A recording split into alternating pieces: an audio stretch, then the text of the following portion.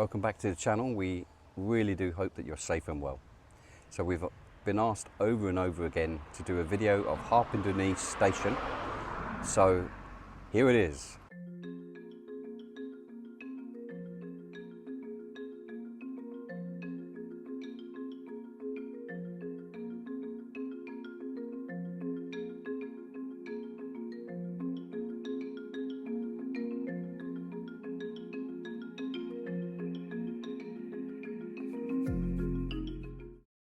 Yes, we're standing on what used to be the original entrance to the station, coming off Station Road. The building to our left here, you can quite clearly see what everyone seems to think used to be the old station master's house. Well, it wasn't, it was just an ordinary dwelling. However, this was the very entrance to what was Harpenden Station Yard. And the Gavin comes back. I'm quite happy to see the new dwelling which there now, and I'm going to show you what it was like 60 years ago. Here's the picture of the station, the back end of the station. You can see quite clearly it's a little Ford HA Viva parked in what was a car park. By this time the picture was taken in 1968, so a lot of things were boarded up and what have you.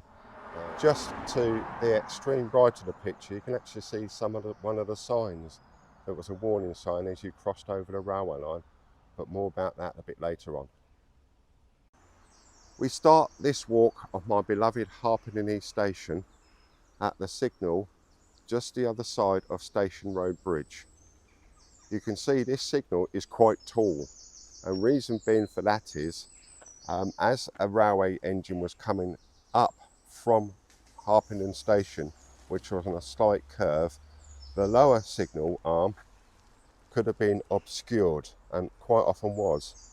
So they decided to make the signal much taller, and as you can see, the signal at the top is still facing down exactly as the one at the bottom, so it's giving the all clear for the train to proceed towards Hempstead and then on to Ayot and Hempstead. And this is the exact spot here. Although there's not much left, we know we're in the right place because this is the infrastructure that's left. And this is the reason why it was a double signal, because as the trains approached the bridge, they couldn't see it. So that's why it had such a tall mast and a double signal.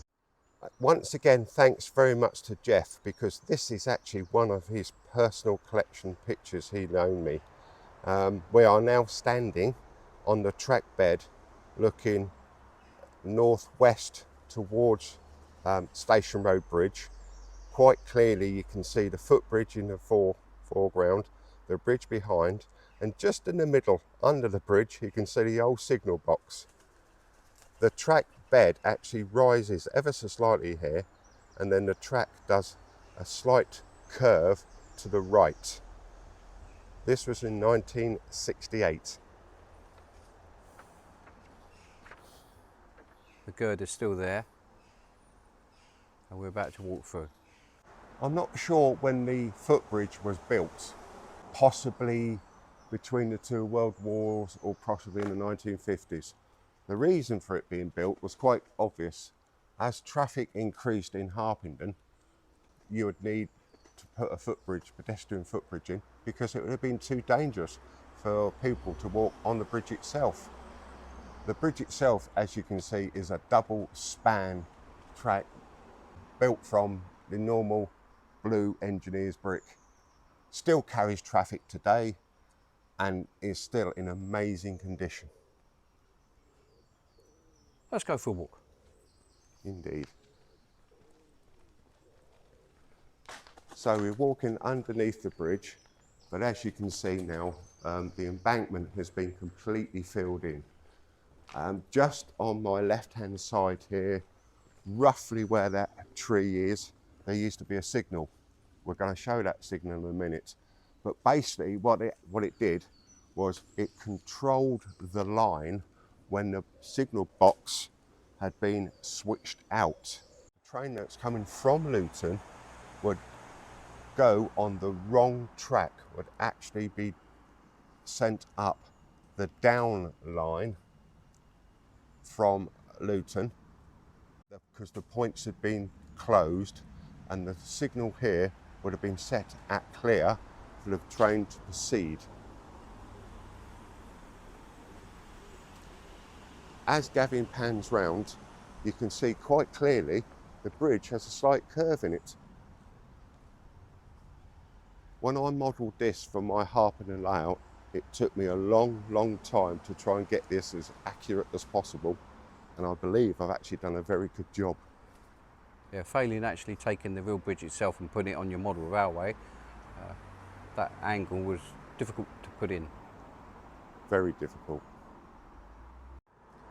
Looking from Station Road Bridge towards the east end of the passing loop, one could obtain a good view of the up starting signal with the co-acting arms on a concrete post, whereas the down line signal beyond had a little lattice post. This is taken almost the same spot as we are now. Now, we were down there a few moments ago, but this is the foliage coming up over the bridge. So I'm just going to walk to the left a little, because it's a different vantage point. And that's where we were down there, where the signals were. We have now crossed the bridge, looking the other side towards Harpenden Station. Just below us was the signal which would have been used when the signal box was locked out, and therefore trains would have come up on the down line because this line had been switched out. Another thing I've noticed just here, there's a slight wall just to help the embankment. This is now heading towards Harpenden East itself. This is the view today.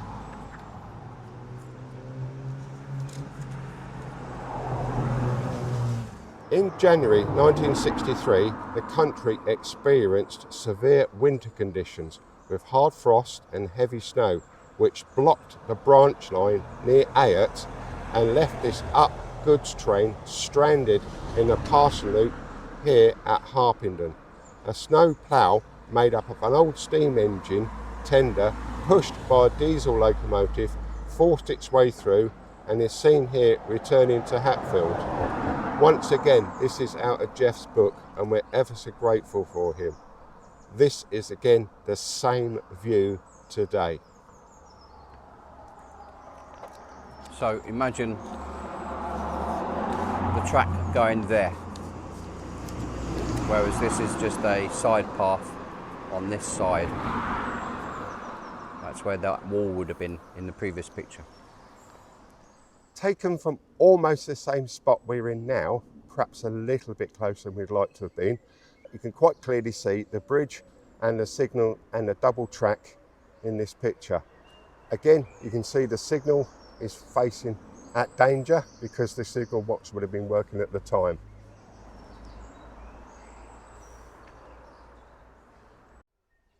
But these are close-ups of the signal. You can see it in the danger position.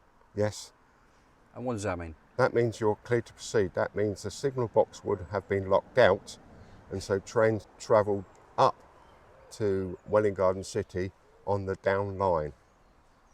Leaving the bridge, we are now going along what was the original footpath. This footpath ran on top of the embankment and ran down into Harpenden East Station. Harpenden East Station was one of these very rare stations where you had permission to walk through. The footpath went along the platform edge. So, you know, this is the original footpath along the side. This is the original footpath, but it will take you down into Harpenden East Station proper. Nice to know that some of it is still here, but for not much longer. As we're now coming into suburbia, where any remnants of what was the station has now completely disappeared.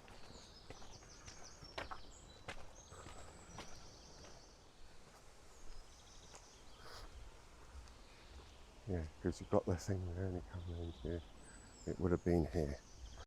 We are now standing about 6-7 feet above where the track bed would have been, because the track bed is completely filled in.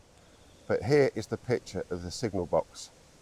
This was a spacious signal box, contained 30 levers, and was built by Mackenzie of Holland of Worcester. Heating and cooking facilities came from a coal-fired range. Along the back was a desk with a working area, a signal lamp which could be cleaned and maintained. Again, this is from Geoff's collection. This is where we are now. Now we've had to use a comparison map of the time to get the exact location. Over here would have been one of the platforms. There's this little signal box come down, so you could sort of come over here a bit more if people don't mind us coming in the garden. Taken from the exactly same spot. Here's the signal box, the lines and the bridge in the distance, and the path would have been on this side that we just walked along. Apologies for my finger, but it's the easiest way to point it out. The stairway coming down onto the platform was from the walk we have just done. As I said, even the railways weren't allowed to take off public right-of-ways, so you had the right to walk along the platform from one end to the other, cross over the track onto the other platform, and then walk through the kissing gate, which we will come to a bit later. Brilliant. This picture was taken from the signal box itself, looking towards Harpenden East station and looking towards the Luton area. It's quite a fascinating picture here. This is, you can actually see an N2 waiting in the down platform, because an up goods train is just traversing the track in the distance, and you can just see the goods yard shed doors are open, so therefore this train will be backing into the goods yard and the goods shed. Amazing picture. We're stood approximately in front of the signal box now. There we go. Standing in roughly the same spot where the guard is standing on the up platform, you can see a Craven's 125 DMU heading towards Welwyn Garden City. On the other line you can see a coal or a goods train waiting on the downside. This train was probably heading with coal to Luton Power Station, or it could even be heading for Maple Yard Coal Road. And this is where it is now. Looking back to where we just came, in the distance would be the bridge, and on my right would have been the signal box in the extremity of the picture. We are standing roughly here, just about where the station building started. You can quite clearly see the double track loop at Craven's DMU coming up the line, so the goods line is actually being held back so the train can come through. I dare say this loco here is the one we just saw on the other picture.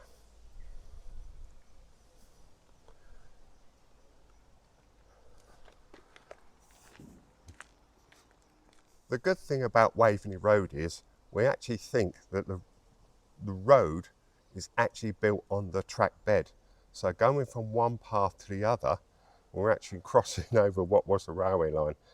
Here on the downside of the station, heading towards Luton, you can quite clearly see the goods shed in the distance and the station building itself. That would have been just over there. Looking back, this will be the last picture we see of the signal box, but you can see quite clearly a Class 31 loco bringing a coal train up from the bridge up to the station. You can see quite clearly two platforms and a Harpenden East sign. this is what it's like now. It's a tree between us and where we were a few moments ago where we filmed the signal box. We're standing at the station, and here we have three very well-to-do gentlemen are just waiting for their train to take them to London. Approximately where we are now. We are standing now at the very edge of the railway boundary. You can see quite clearly there are two gates here and a little path leading down to the station. What you could do was you could walk from Batford along the platform, over the railway line, back up to the other side and walk through here. It was a public right of way, and even the railways could not stop a public right of way. Hence the reason you have these two gates here. Now this is where my story of Harpenden East Station begins. As a 3-year-old, my auntie and uncle, who live literally just round the corner from here, one day I was leaving their house with my mum, heading home. But instead of turning left, I turned right, round down the road, down through here, through the gate, this gate, ran down to the other gate, which was already hanging off its hinges, and just the other side of that was the platform edge. I remember sitting there, kicking my heels, pretending to wait for a train.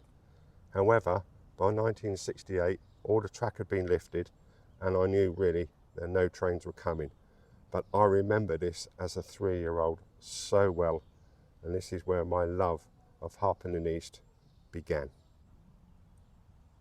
The gable end building at the end of this street is the station location. By the gate was this sign saying Harpenden East. In the background you can just about make out the old Imhoff Bedco company that was there. And of course the other side, the paddock and the fields where the horse used to stay. All this was all open fields, right up until about 1970 when they built Waveney Road. We're now back down on track level, standing on the very edge of the platforms themselves. You can quite clearly see the gate that we just saw the pictures of, and as Gavin runs along the platform over the foot crossing that was made from wood, back up the other platform. This was here purely for pedestrian crossings, because as I've just said, even the railways could not cut out public right-of-ways. In this picture, quite clearly see a Class 31 again. It's possibly the same train we just saw a little while ago, going down towards Luton with a coal train. But this is the position we're in now. And as we look up, so just around the tree area is where the little gate was. There, you can see the tree. And on this side, on my left, where the white car is the station. Just a little bit of trivia there. You see the cycles there, the bikes. They're in the cycle shed. And looking at the current day map, it's about there where the camper van is. So this photograph was taken at the edge of the up platform.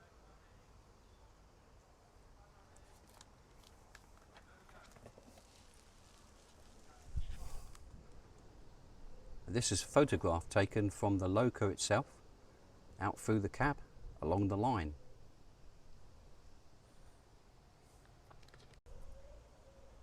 We're now standing on the down platform, looking at a DMU heading the opposite way towards Luton.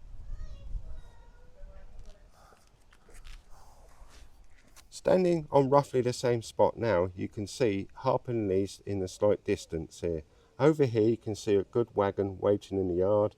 Here was the original cattle dock, which was used extensively at times when there was horse racing.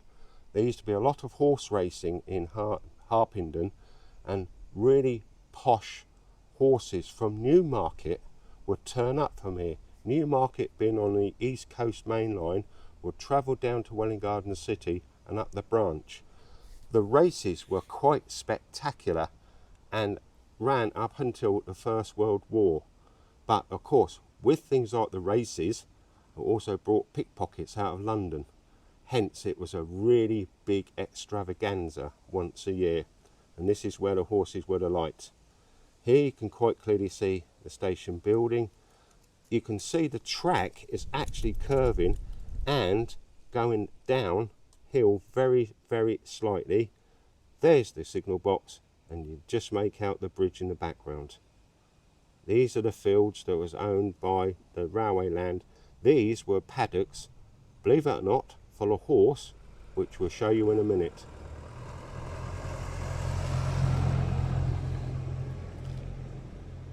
And this is the spot where we are now.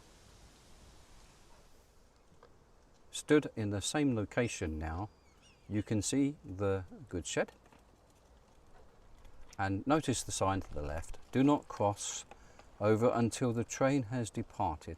Look both ways. And the reason for that sign is because just behind me, on my left, is the little gate which we showed you a few moments earlier. And looking down the road is where we are. Here we see the SLS special coming through the station. And here we see the people that have alighted the train. They shouldn't be on the track, but there we go. And somebody has climbed up the signal to take a photograph of them. So captured in time. And here's the signal that they would have climbed up to take the photo.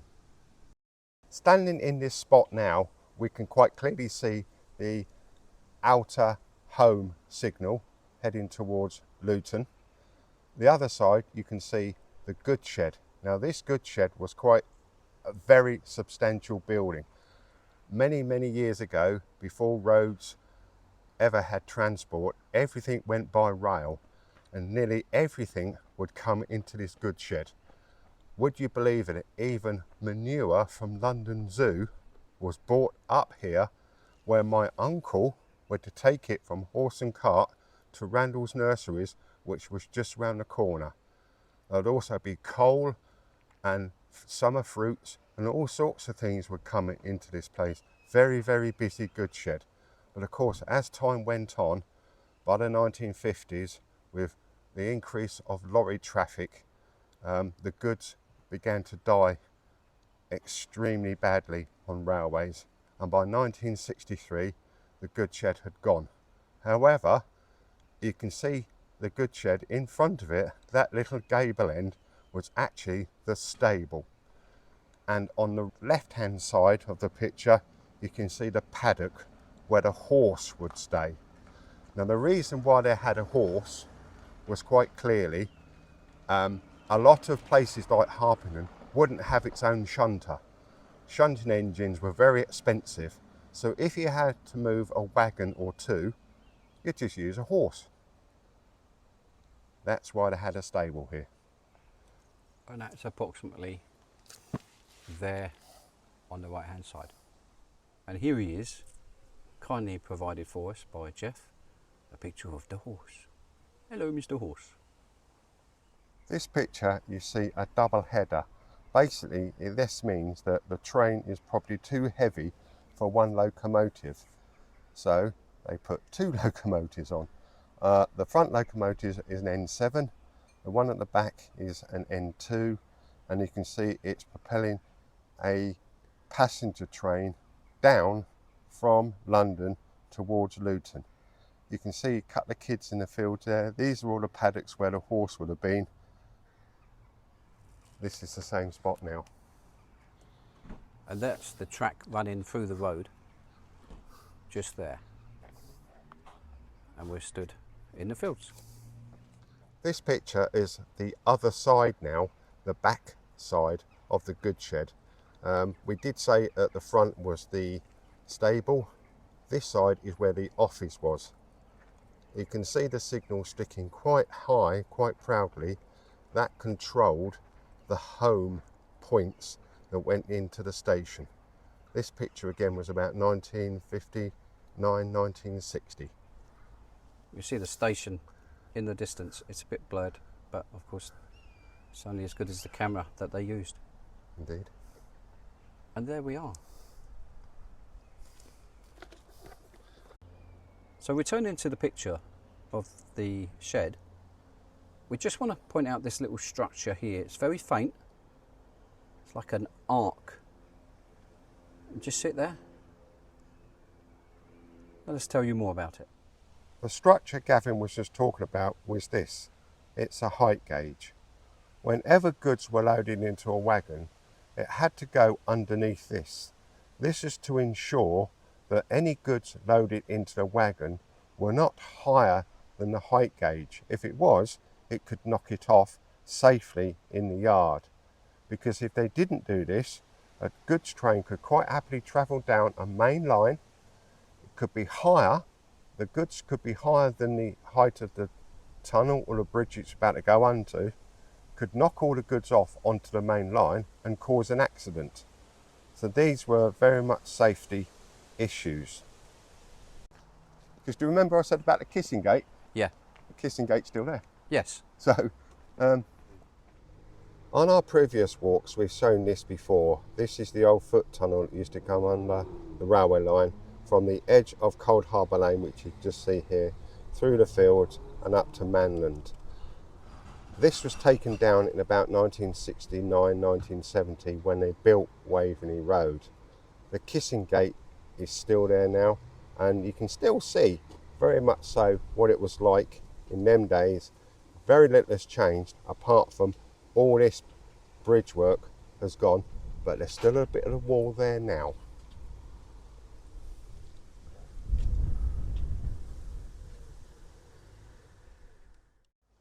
Just before I finish our little walk from Harpenden East, there's a picture here of something that once can go wrong, and this one certainly did. Basically what happened was a goods train was being propelled, i.e. the loco was at the front and pushing it back down, went a bit too hard, a bit too fast, and ran into the buffer stop. You can just see the buffer stop here. Completely obliterated, and the wagon was actually teetering and heading down towards Cold Harbour Lane. You can see quite here the actual branch itself with the signal and all the paddock along here.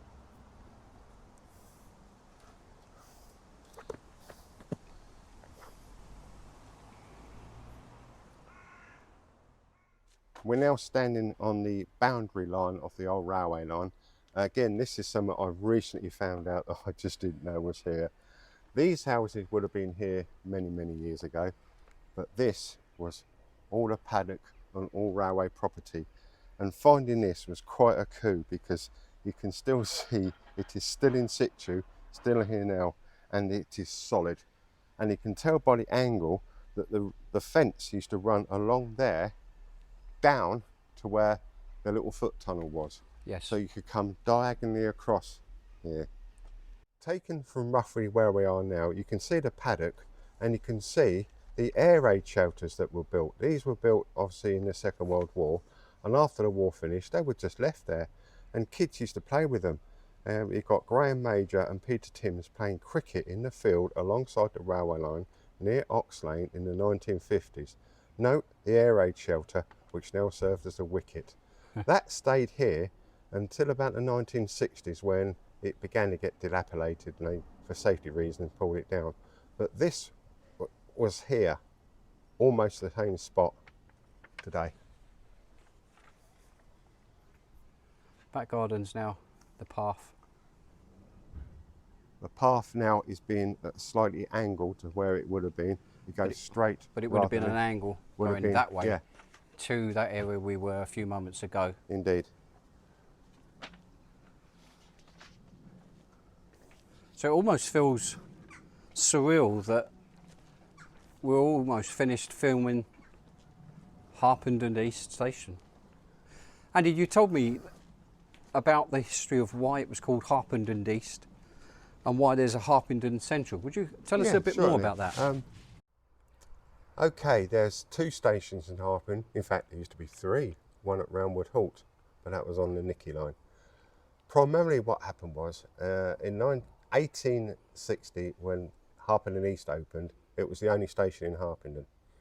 8 years later, the Midland decided to build another railway line, which went a little bit further up and more into central Harpenden. But again, that was called Harpenden. There was never a problem with parts being delivered to the wrong station, because this Harpenden East, or Harpenden, was Harpenden Great Northern, which then became the London and North Eastern. Harpenden in the middle of the town became Harpenden Midland, and then Harpenden LMS. However, in 1948, due to the nationalisation of the railways, everything became under British Railway. And so there was no Harpenden LNER or Harpenden Midland, it was all the same. So what they decided to have a name change. And on the 25th of September 1950, Harpenden became Harpenden East, and the main one, the Midland main one, become Harpenden Central. So therefore you could send goods to the correct station, because things used to go missing all sorts of places, and people, oh, this ain't from us, this is for them, and what have you. But of course that all remained until Harpenden East station closed in 1965, and Harpenden Central continued to be called Harpenden Central well into the 1970s. But that's the reason why it had a name change. So this is the end of the walk now. We've reached the end of the station, which is a shame. It wasn't a very big station, but it was very well frequented. And in the early days, the goods shed was incredibly well used. All sorts of fruits and goods were coming in and out of it. Very, very busy. I have got a picture in the Great Northern days of about 20 wagons outside waiting to be unloaded. That just goes to show how important the railways were at the time.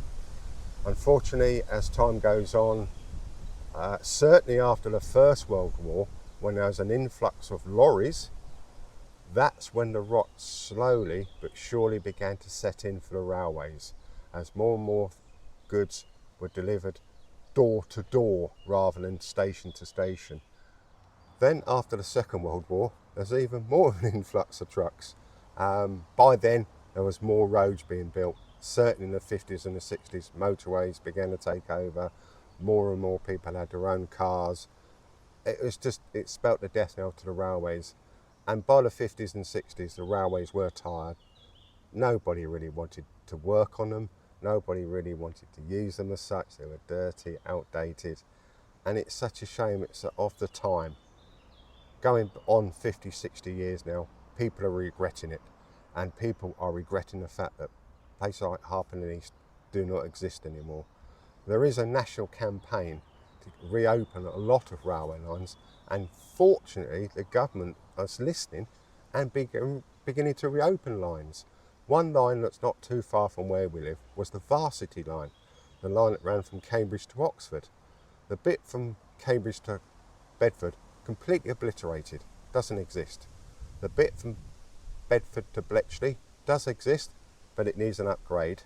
However, the bit from Bletchley to Oxford has completely been revamped, and we now believe the whole lot, all the way through to Cambridge now, is going to be completely redone, hopefully in the next few years.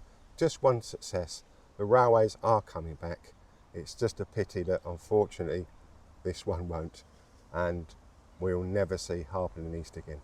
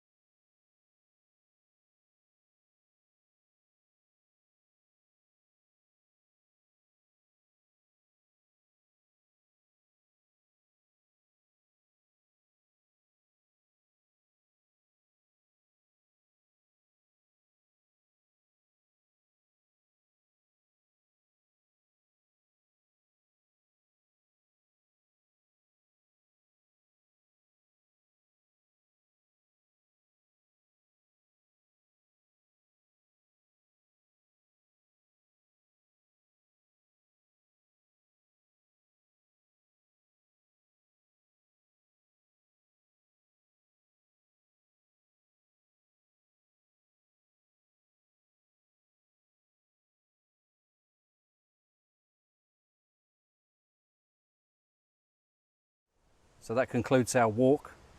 We thank you for joining us on our journey.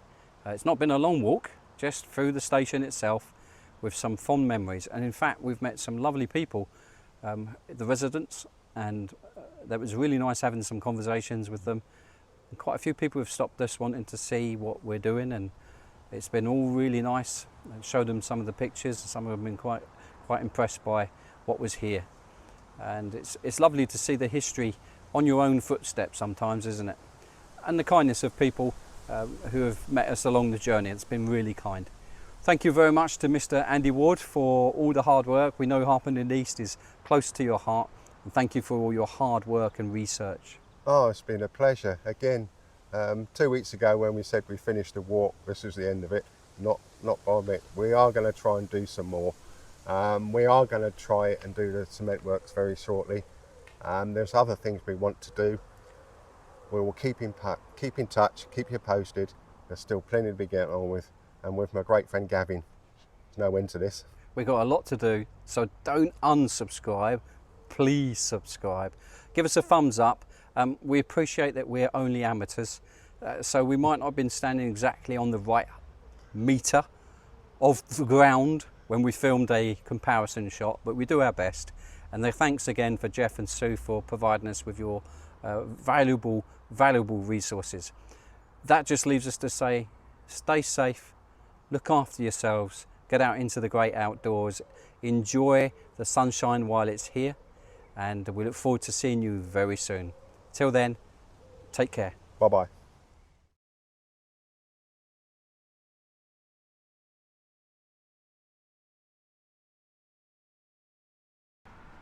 As Gavin pans round, you can see the white building in front of us, which everybody seems to think was the original station master's house. But it wasn't. It's always just a house. Where'd you just come from? Hello. It's busy working away, look. Oh, there it is. Busy bee. And then just to...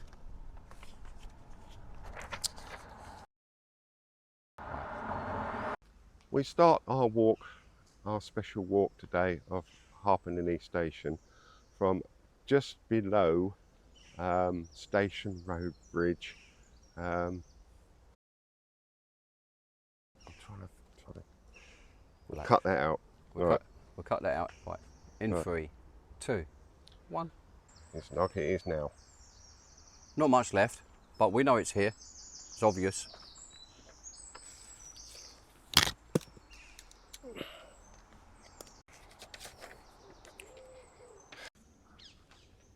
I'm going to say a little bit about it if you want. Yeah, why not? Okay, all right, whenever you go. Go for it.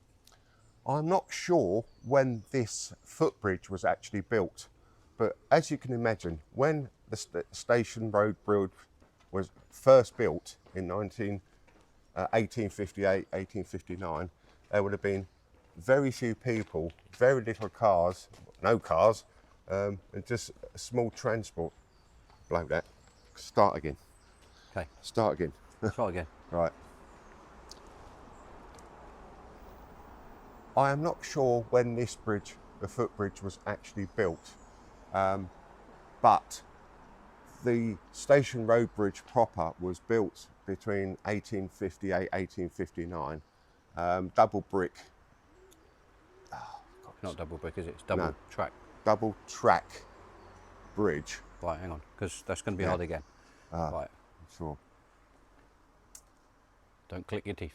3, and relax, chill. Right. Be you. Okay. 5 years, you're good at this. I've just told you about it, and yeah, okay. Right. Pause. So, basically the train coming from Luton, I want you to say that Yeah, again. okay. In 3, 2, 1, go. There is a path outside, Gavin, which is handy. In January 1963, the country experienced stop again. Right. And this was the original footpath, Yeah, this that is- ran alongside the Yeah, side. this is the original footpath. I'll explain in a minute. Well, I can explain now as we walk along it if you want. Go for it, we're on it. Should we go just... We're here in exactly the same spot. This gives you the let's try again. down platform, waiting on the to go up. Down. I've got to get this right. This is up, that's down. Oh, It's wait, all sorry. very confusing. Okay.